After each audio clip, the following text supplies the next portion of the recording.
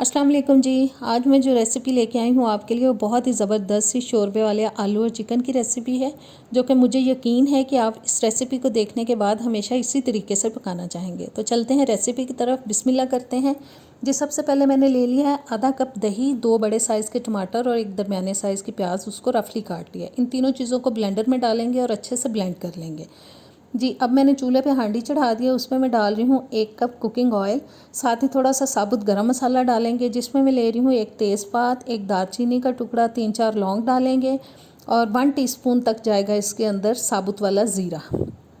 इसको ज़रा मिक्स कर लेते हैं थोड़ा सा, और साथ ही इसमें डाल देंगे एक प्याज, जो कि दरमियाने साइज़ की लेके मैंने उसको बहुत बारीक काट लिया था।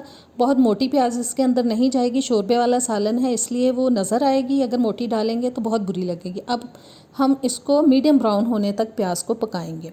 मीडियम ब्राउन प्याज हो चुकी है। अब मैं इसमें शामिल कर रही हूँ 1 किलो तक चिकन, और चिकन को डालने के बाद हम तकरीबन 4-5 मिनट के लिए इसको मीडियम आंच पे फ्राई करेंगे, ताकि इसका कलर जो है वो चेंज हो जाए और इसकी स्मेल भी जो है वो थोड़ी ख़त्म हो जाए। और तब तक आप अगर मेरे चैनल पे नए हैं तो प्लीज़ सब्सक्राइब करें, वीडियो अच्छी लगे तो एंड में लाइक और शेयर भी ज़रूर कर दीजिएगा जी। मैंने 5 मिनट के लिए चिकन को भूना है। अब मैं ब्लेंड किया हुआ मसाला इसके अंदर शामिल कर रही हूँ, जो कि हमने दही, टमाटर और प्याज डाल के ब्लेंड किया था जी। अब मसाला डालने के बाद इसको मिक्स करते हैं, और साथ ही हम इसमें शामिल करेंगे स्पाइसेस।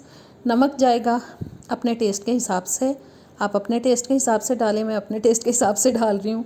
2 टीस्पून मैंने लाल मिर्च ले ली है। शोरबे वाले सालन में हमेशा कम मिर्च रखें क्योंकि बहुत ज़्यादा फील होती है। आधा टीस्पून हल्दी चली गई, 1 टीस्पून ज़ीरा पाउडर, और 1 टेबलस्पून डाल रही हूँ इसके अंदर पिसा हुआ सूखा धनिया।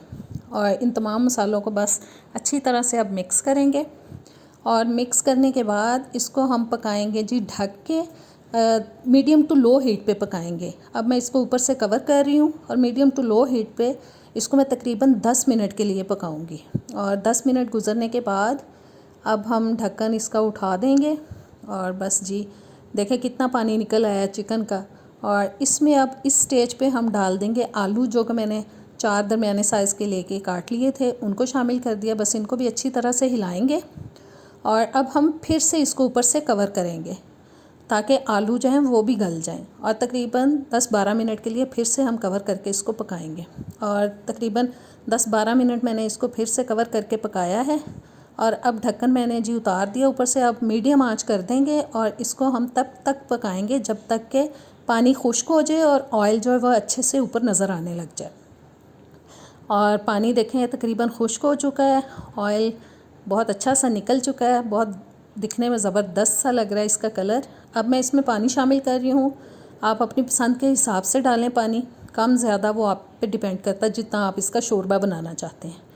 और इसको बस पानी डालने के बाद अच्छी तरह से एक दफ़ा मिक्स कर देंगे, और फिर से अब हम इसको ढकेंगे, और अब हम इसको मीडियम आंच पे पकाएंगे, और तब तक पकाएंगे जब तक कि जितना शोरबा हमें चाहिए उतना हो जाए।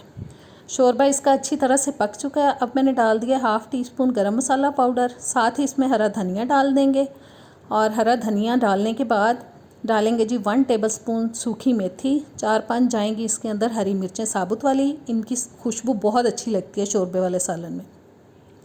अच्छी तरह से इसको मिक्स करेंगे, और जी अब हम इसको दम पे लगाएंगे तकरीबन 7-8 मिनट के लिए, ताकि सारी चीज़ों की खुशबू अच्छे से शोरबे में शामिल हो जाए। और देखें बिल्कुल भी प्याज इसके अंदर नज़र नहीं आ रही। ज़बरदस्त हमारी रेसिपी हो चुकी है तैयार।